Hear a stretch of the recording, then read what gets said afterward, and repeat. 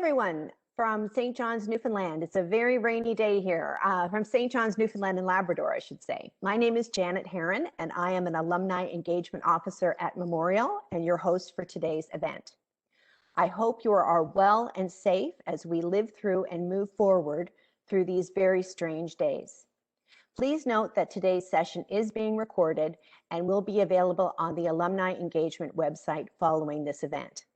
And for those of you new to WebEx, there is a layout button towards the top right-hand side of your screen that gives you options on how to view today's presentation. We are going to be starting today's event with a land acknowledgement.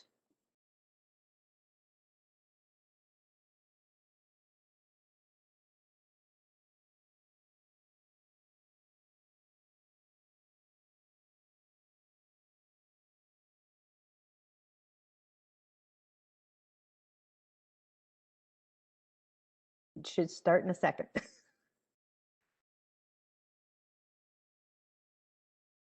We respectfully acknowledge the territory in which Memorial St. John's campus is situated as the ancestral homeland of the Beothuk, and the island of Newfoundland as the ancestral homelands of the Mi'kmaq and Beothuk. We would also like to recognise the Inuit of Nunatsiavut and Nunatuhavut and the Innu of Nitassinan and their ancestors as the original people of Labrador. We strive for respectful relationship with all of the peoples of this province as we search for collective healing and true reconciliation and honour this beautiful land together. Please also recognise the peoples and their ancestors whose ancestral homelands are those on which your own institutions are situated. Okay.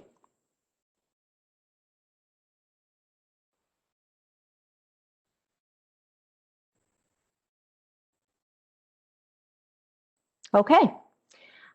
At the Office of Alumni Engagement, we are focused on offering many ways for you to connect with Memorial from anywhere in the world, and we're working diligently to create opportunities to celebrate, socialize, mentor, learn, and advance both your career and improve your life. Embarking on new and exciting ways to build relationships is vital to our evolution as an institution. You, our alumni and friends, are our greatest ambassadors. You are a worldwide community of professionals, leaders, and change makers who advance the reputation of our university, our province, and our world. Please consider getting involved with our programming.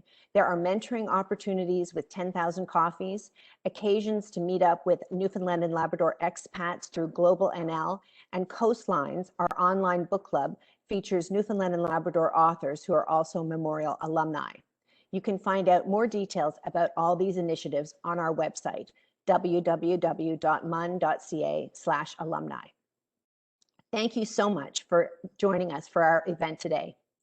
Managing Gender Equity in Leadership is the fourth event in our leadership series offered in partnership with the Gardner Center and supported by Johnson's Insurance. The Gardner Center is part of the Faculty of Business Administration at Memorial. They are an award-winning professional development hub that offers practical certificate programs and courses in a variety of business, leadership, and organizational topics. With the onset of COVID-19, the Gardner Center has moved all training online, which can now be accessed worldwide. Being well known for practical professional development, the Gardner Center has worked hard to maintain a high level of interactivity and engagement in the virtual classroom. I encourage you to check them out. I'll also be monitoring the Q&A function that you see on your screen. If you'd like to ask a question, you can type it in there or in the chat. Dr. Arnold will be answering as many questions as possible after her presentation. Please also note once again that this session is being recorded and will be available on the Alumni Engagement website following this event. It is my great pleasure today to introduce Dr. Kara Arnold. Dr. Arnold is the Professor of Organizational Behavior and Human Resource Management at Memorial University's Faculty of Business Administration. During her tenure at the Faculty of Business, she has served as Associate Dean of Research, Director of the PhD and MSc programs, and Area Group Coordinator. Dr. Arnold's research focuses on leadership, gender, and employee well-being, and she brings evidence-based practice in these areas to her teaching. And now I'm going to hand over the presenter duties to Dr. Arnold, and she will be sharing her presentation from her screen. So go ahead, Cara. And I'm going to.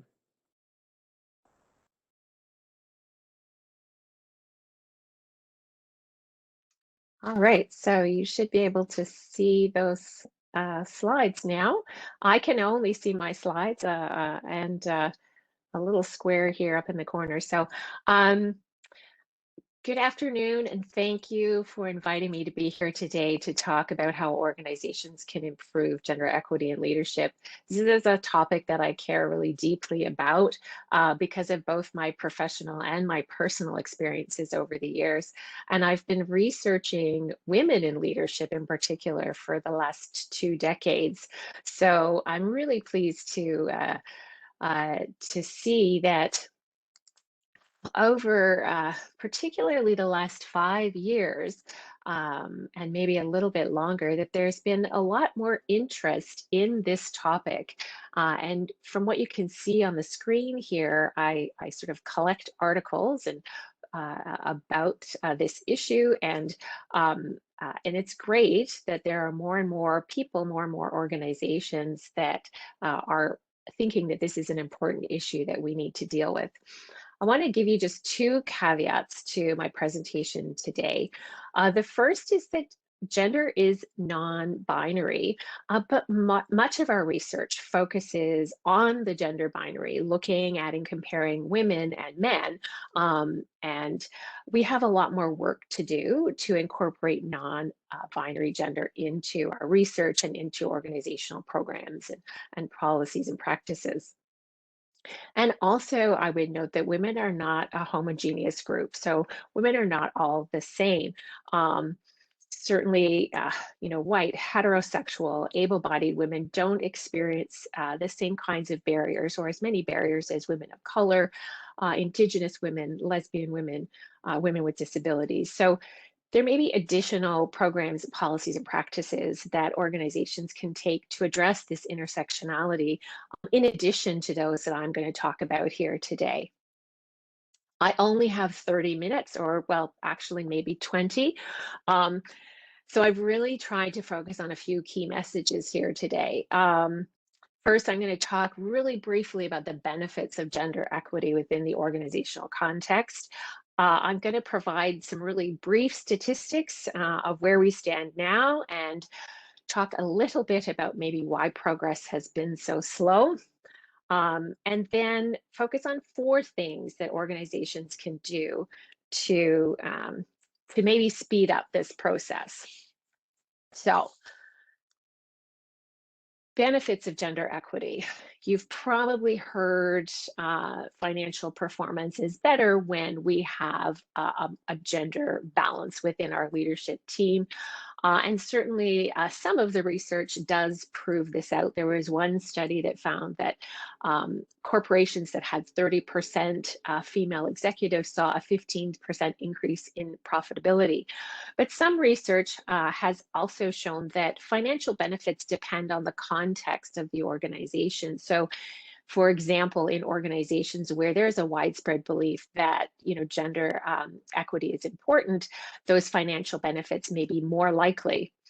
Even if we don't think about individual firm profitability, we can consider this in terms of economic benefits. And there was one study in particular that McKinsey and Company published in 2017 that showed that, in fact, advancing women's equity in Canada had the potential to add 150 billion in incremental GDP by the year 2026. So that's a 0.6% increase in annual GDP growth, equivalent to adding a new financial services sector to our economy. So even if we don't think about it in terms of individual firms, we can think about it in terms of economic benefit to our nation as a whole.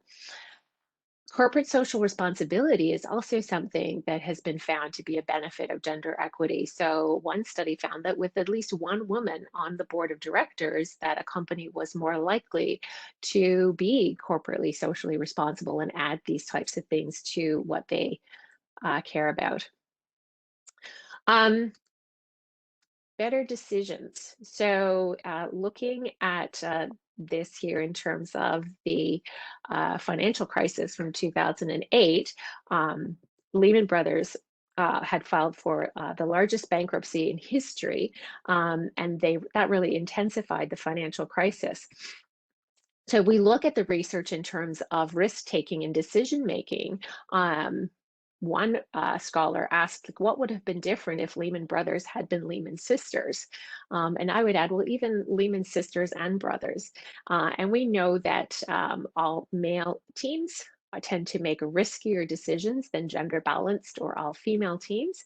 And I would just draw you to this interesting example of Under Capital, which is an Icelandic firm that was founded by women.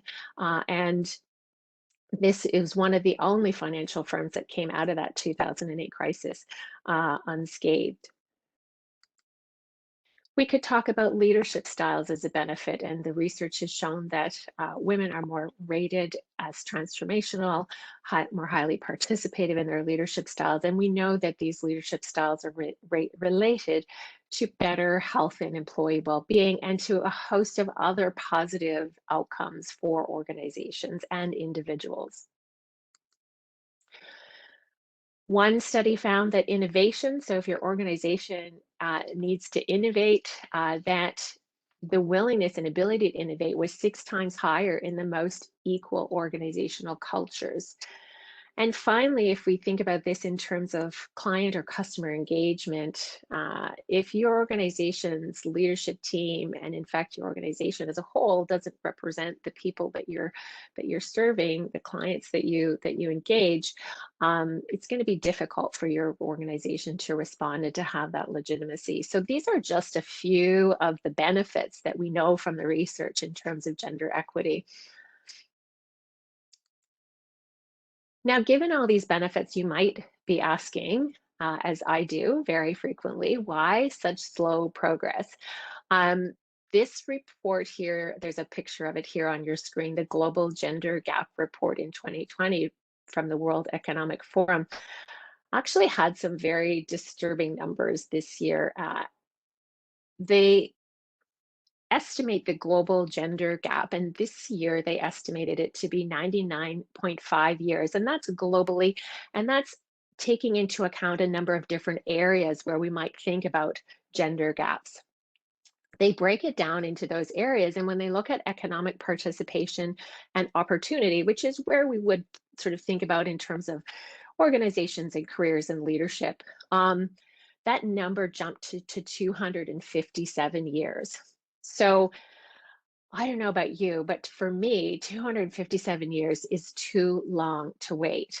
I think my grandchildren, my great grandchildren might be dead by that point in time. So we really have a case for why we need to be more proactive as organizations in those disturbing numbers. And you may have also read about and heard that the global pandemic that we are all living through at this moment in time has actually had a greater negative impact on women in their careers, given all of the stay at home and the loss of daycare, the loss of schools, and all of those kinds of things. So there certainly are some pressing reasons why we need to be proactive about this. I've just got a couple of other shots here on the screen in terms of, the faces of the TSX, very white and very male. This top jobs where there are more men named John than women. I think that was from a 2013 piece.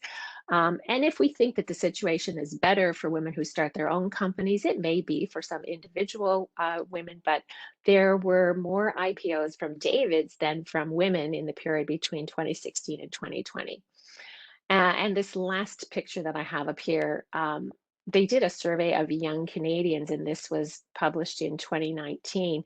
And when they asked them to think about who they picture as a CEO, only 10% of those young Canadians pictured a woman. So we certainly have a long way to go. Statistically, globally, 36% of senior private sector managers and public officials are women. 18.2% lead firms. So, for example, CEO, president, and 22.3% of board members in OECD countries. Again, these are all numbers from this Global Gender Gap Report from 2020. In Canada, some statistics from 2020 from Statistics Canada, 29% of senior management positions are held by women. And numbers from 2017 from Stats Can, again, 18.1% of board seats are held by women. So you can see our numbers in Canada are maybe a little bit lower actually than those global numbers. So there certainly is a case for the progress is slow and we need to speed that progress up, at least in my mind, we do. Why might we also find that, that there is this lack of progress? Here I'm just giving you 5 myths about gender equity. And unfortunately, I don't have the time to get into these in a great amount of detail, but if you're interested, I'm certainly happy to share this reference from Kang and Kaplan in 2019. But really, each of these myths, I think, is something that does mean that as individuals and as organizations, that we focus on changing the wrong things. So one of the messages in particular that I am sort of trying to get out to people and to organizations at this point in time is that, the message that we need to sort of fix women, I think is the wrong message. We need to focus on fixing organizations and looking at those issues that are systemic. And so how might we do that? So here I have 4 evidence-based approaches or solutions or things that organizations can and should try to do in order to advance gender equity in leadership. Committing to the issue as a business issue, not as a women's issue, and having that commitment from senior leadership is important. Setting targets with accountability is the second thing that I will talk about. The third thing is building diversity enabling structures. And the fourth thing is encouraging inclusive mindsets and debiasing our organizational systems. So those 4 things are the key things that I'm going to just go into a little bit of detail here, one by one. So in terms of committing to equity as a business issue, here you see a graph that shows the perceptions that senior leaders have versus the perceptions that their employees have about their commitment to gender diversity and to gender equity. And you can see here that while senior leaders and senior managers feel that they have a strong commitment to gender equity, their employees, about half of those employees are thinking, yes, I perceive things the same way that you do. So there's a disconnect there and a blind spot in terms of what many senior leaders believe versus what employees believe. If you look at this particular, discrepancy in how people are perceiving how their organizations deal with gender equity, we can also see from these graphs here that fewer women than men think that their leaders are championing gender diversity. So in all of the questions that were asked in this 2018 study, fewer women than men perceived that their organization was doing a good job with these things. So you can see here that perceptions differ depending on who we are and what level of the organization we're at. So really, what should organizations do in this case in terms of, seeing and committing to equity as a business issue? One of the things that we know is important is to know and to widely communicate your organization's compelling business case for change. So back to those benefits that I talked about earlier in the presentation, what is it about gender equity that's going to be beneficial for your company, for your organization? And then talk about that and share that message widely. It's not a women's issue, it's a business issue. We've seen time and again in the research where organizations will make some changes that are meant to be helpful to women, but actually they're helpful to all employees. And real commitment from senior management is needed. So if your organization is taking the approach where it's like, okay, I have to do this, I'm just going to check that box, that tends to be quite ineffective. Um, so ask yourself and ask your organization, do you have that business case? Do you know what it is? If not, what information do you need and who needs to be convinced? The second thing that I want to talk about is setting targets with accountability. And this is an issue that people tend to get very, I don't know what the right word is, passionate about. Because there is a whole baggage around the notion that setting quotas is unfair, is unequal. Um, I like to talk about it as setting targets or thinking about it in terms of setting goals for representation as opposed to quotas, because quotas come with a whole bunch of implicit baggage. When people hear the word quota, they think, oh, you're going to be hiring people that aren't qualified, which is absolutely not the case. I don't know of any organization that hires somebody who's not qualified for the job these days. So think about it. Organizations set targets for all things that are important to them: safety, production, revenue, profit, etc. The list goes on. Why not gender equity? We know that there may be backlash when organizations take this path. Some of the things that research has shown that you can do to deal with that is to invite broad participation. Ask people of all genders in your organization to be a part of creating this program. This helps to create psychological ownership. Be inclusive, give a fair, clear message that this is fair to all people. Education and communication is so important here. And merit has to be front and center. So why did that person get that promotion? What are their qualifications? And again, um, uh, knowing that this is something that again is the focus is such a key thing. So dealing with backlash, definitely. And how would you know this? You would want to collect some qualitative data. So that's the other thing I hope you come away with this understanding, is that it's not just about the numbers in different positions within your organization, but it's also about how are people feeling about that process, and what are their experiences within your organization. And the way we can do that is to collect that qualitative data. Going backwards here. Okay, let's go forwards. So again, this notion of accountability and setting targets is basically looking at bringing the same kind of rigor to people decisions that you do to engineering decisions, as Iris Bonet is quoted as saying here in her book called What Works. And if you're interested in reading one book on this topic, I would highly recommend that. So research-based practice here: set inclusion targets, track them consistently, share your results. A lot of times organizations are scared to do this and they're very secretive about it. Share them widely, hold leaders accountable to them.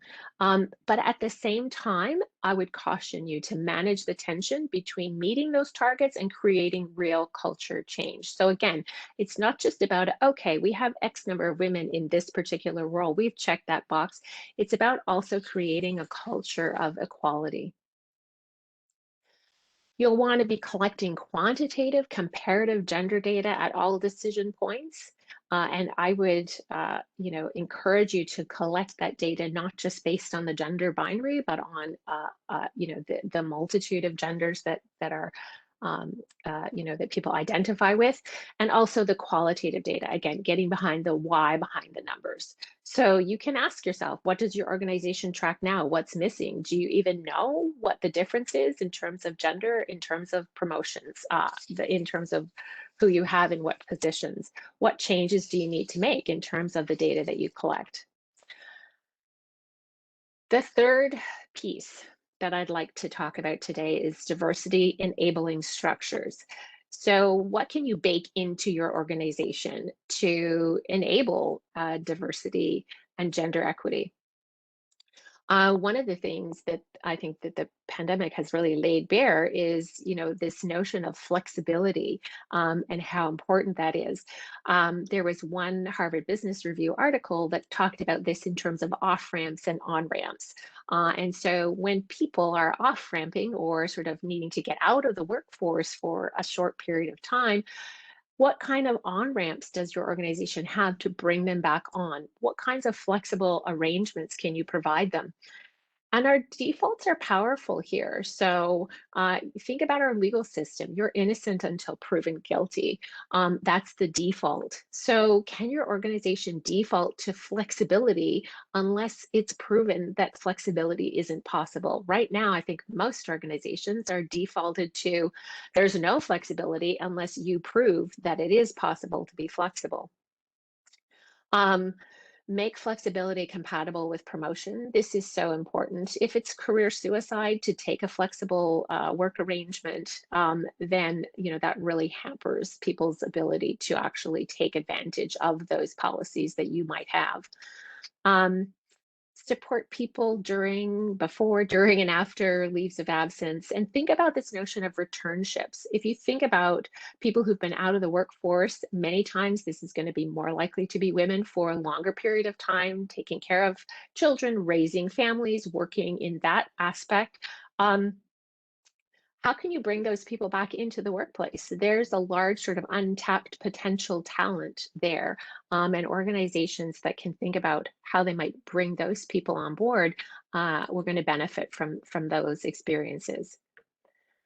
Other tips: leadership training, and it's uncertain whether in the research what the benefits in terms of women only leadership training versus the notion that we have a training program, a leadership training program that we send our fast trackers, our high flyers to.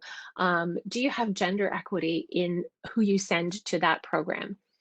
Mentoring and sponsorship, both very important, but sponsorship even more so than mentoring when we think about moving more women into positions of leadership. And sponsorship is basically not just somebody that you can talk to about your experiences and sort of bounce things off of and get their take on things, but it's also someone who is willing to put your name forward and to advocate for you in terms of whether you should get that promotion. So they're very much more involved in your career progress than a mentor would be. And there's also a benefit here to thinking about what your organization does in terms of allyship. This is a fairly new area in terms of our research, and so there's more and more coming out recently about what kinds of behaviors can everybody do within the organization to support not only gender diversity but all other kinds of diversity as well. Here's just one example of ally behavior from a tweet from 2019, and you can probably think of a lot of other behaviors that we can, as allies, enact to help to create more gender equitable workplaces. So the fourth and final piece that I would like to discuss with you today is this idea of encouraging inclusive mindsets. So debiasing our organizational systems. So we all have implicit bias. I have implicit bias. We all do. And it is inherent in our organizational systems. And so as an organization, we really need to look at identifying those systemic biases through reviewing our organizational employment systems, most specifically. Recruitment, evaluation, promotion systems tends to be where a lot of the bias we can find. And thinking about this in terms of unconscious bias, you've probably heard of formal training programs that will create awareness about unconscious bias, but we also need to be careful with that type of training. It's not just a box that you're going to tick. I was sitting on a committee just recently, and we had to do unconscious bias training, but it was like a 15-minute video, and it was not something that was sort of baked into our processes. It was a video that everybody had to watch. You had to check the box, and then we kind of carried on our business. So this type of implementation doesn't tend to be as effective. The other piece to note about unconscious bias training is that it needs to be paired with a very clear and present message that these biases are undesirable, they're unacceptable, and that most people are working to try to overcome them.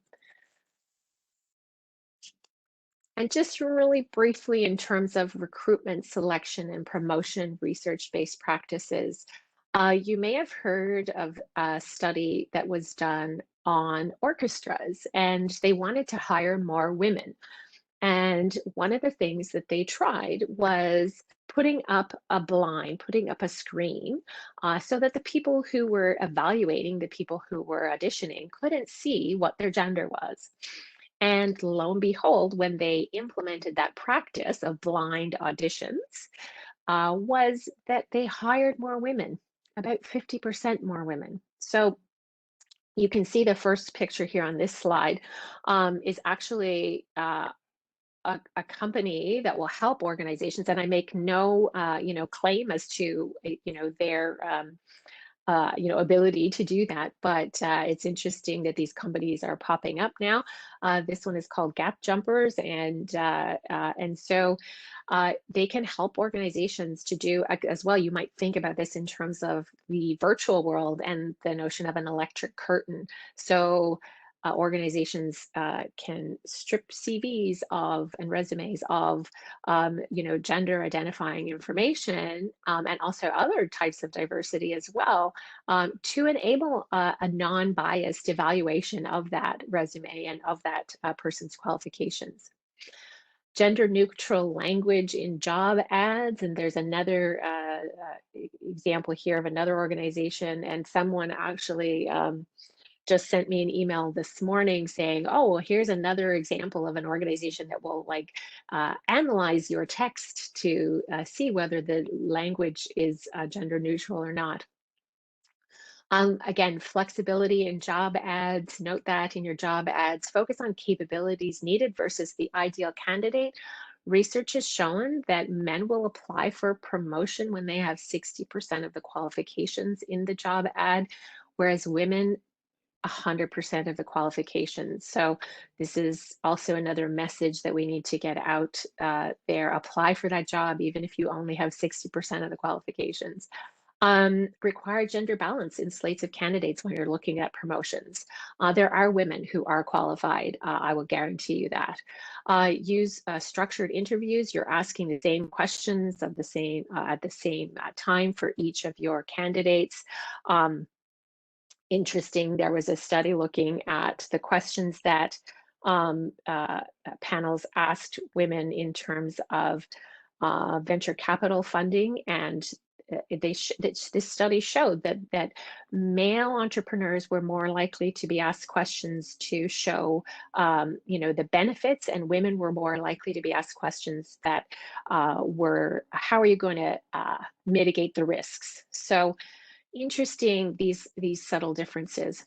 Don't use comparative evaluation. So if you're looking at it, compare candidates to one another versus to that ideal.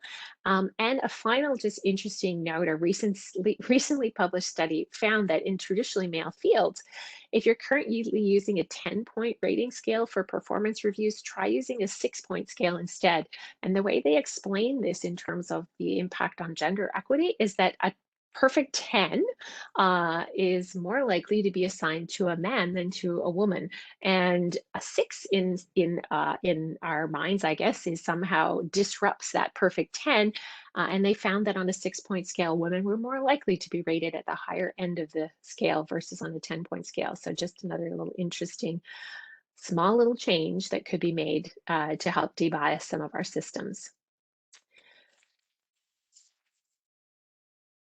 So this is a picture that you may have already seen, but I would just note in the first frame here, everyone is standing on similar sized crates. And this is the notion of equality. We need to treat everybody the same. But when we treat everybody the same, everybody doesn't have the same outcome. So you might look at the second panel and say, well, that's better, right? There's two crates to elevate the one person, another crate to elevate the person in the middle. So everybody can see the game that's going on. I would argue that this third version is hopefully what we're going to strive for, which is about inclusion. And it's basically the organization that has sort of removed all of those barriers, and there's just a chain link fence there, and everybody can see the game. And I love this quote. Again, it was talking about the the fact that inclusion is about being a part of things and feeling that you're a part of things. So if diversity is going to a party, inclusion is being a member of the party planning committee. And just as an end to my presentation, I would urge you to think about this notion of gender equity in leadership as not just a numbers game. So the number of women or gender diverse people in leadership roles in your organization should not be considered an outcome. I think it's just a beginning. It's an input to an inclusive organizational culture. And with that, I'm going to turn things back over to Janet, and happy to answer any and all questions. And I need to stop sharing. Stop sharing. Okay, there we go. That's great. But you've turned off your video, Oh, Dr. have I? Oh, yeah. Okay. That's surprising. I didn't think I had. WebEx. It's WebEx. Listen, thank you so much. That was so, it's disheartening in a way, but the research that you're doing is so important, and what you're bringing to the table in terms of solutions it's amazing, because there's so much ground that has to be covered, and thank you so much. So we do have some questions, and I have some things I want to ask you as well. But we have a question from Terry Moore, and they're interested in your experience and recommendations with gathering the types of data that you talked about. Are organizations successful doing this in-house, or is it better to hire a third party to conduct such surveys? So that's a great question. I think most organizations that I've dealt with would look at collecting, so there's the quantitative data about sort of, like who's up for promotion, let's say, or how many women, men, gender non-binary, again, that whole spectrum of gender identity. Hopefully your organization is measuring that. If not, then they're going to think about measuring that as opposed to just the binary. And then looking at, how many people in each, level, and then in terms of promotion, who's up for promotion, and keeping track of all of those things tends to be something that is done in-house, at least in the organizations that I'm aware of. In terms of that qualitative data, I think there's probably a mix. A lot of organizations hire, big companies to do, surveys for them. Sometimes organizations can benefit from working with researchers to do that kind of work as well. But certainly you can collect it in-house. I think the benefit of having an external company do a survey like that is employees might feel that it is actually more anonymous, and they're not sort of being tracked somehow by their organization. So a lot of times people don't want to necessarily answer these types of questions if they think, oh, HR is going to know how I answered, or my boss is going to know how I answered. So yeah, so hopefully that helps in terms of that question. Great, thank you. Peg Hunter has a tough question. She's asking, as the source of future leaders, what is Memorial doing to educate around gender equity and other diversity and inclusion issues? So that's a great question. I can tell you what I do at the Faculty of Business.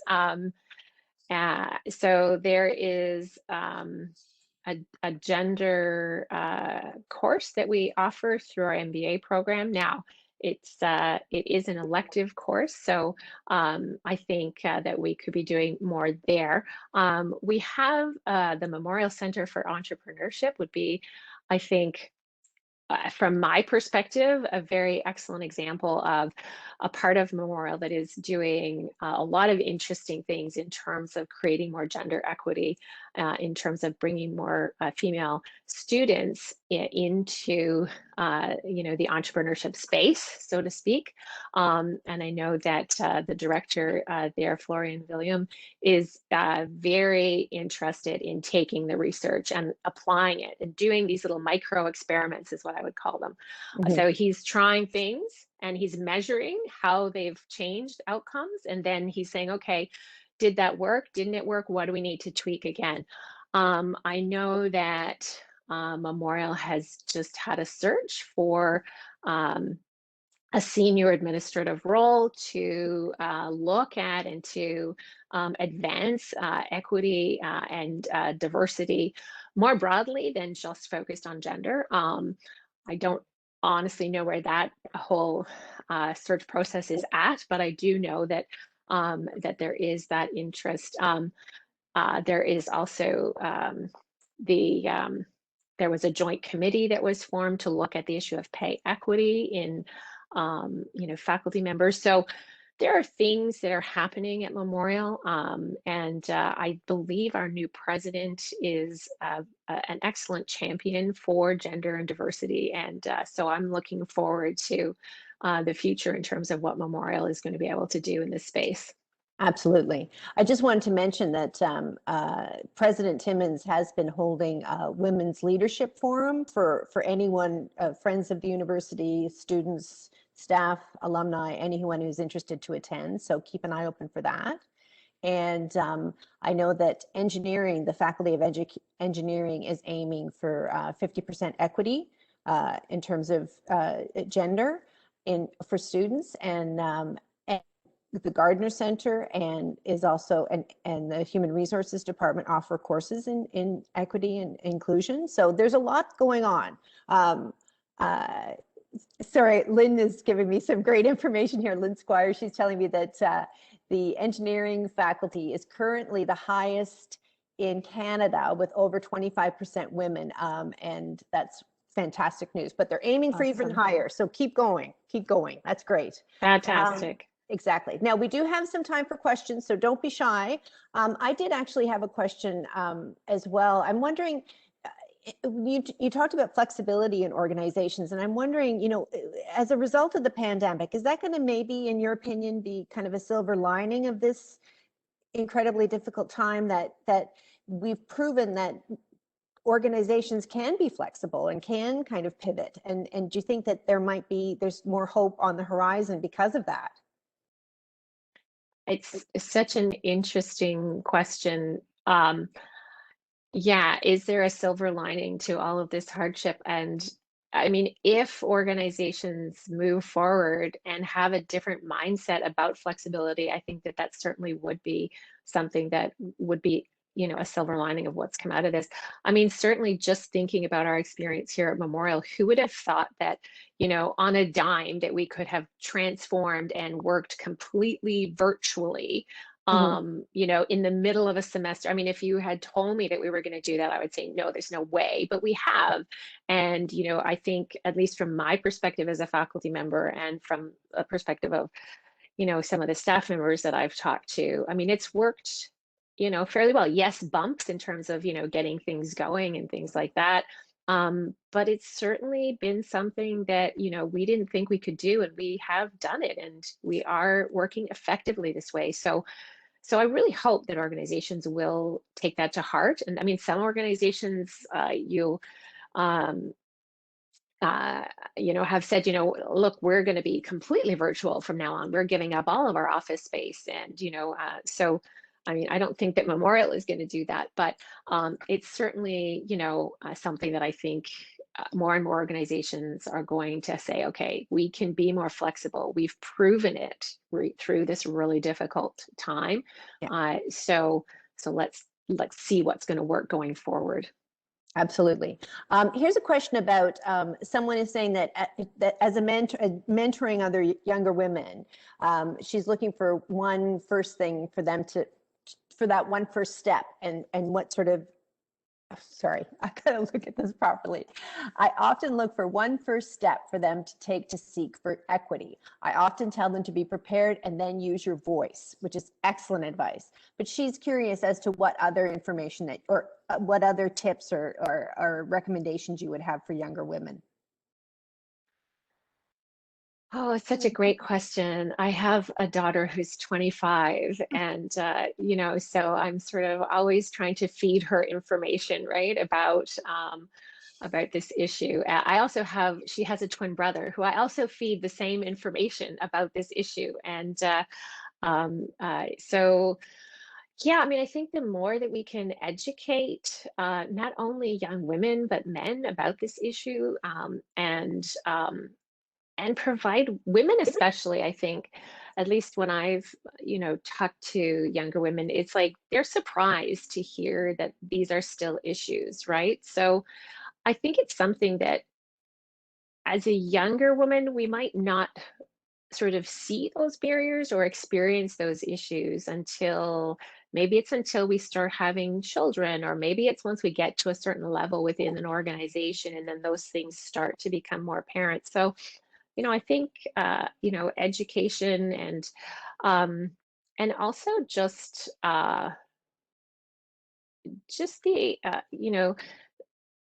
to instill that that confidence, right? I think is important. So I love the fact that you're encouraging them to use their voice, Mhm. and I think that's important as well. So Mhm. that's, yeah.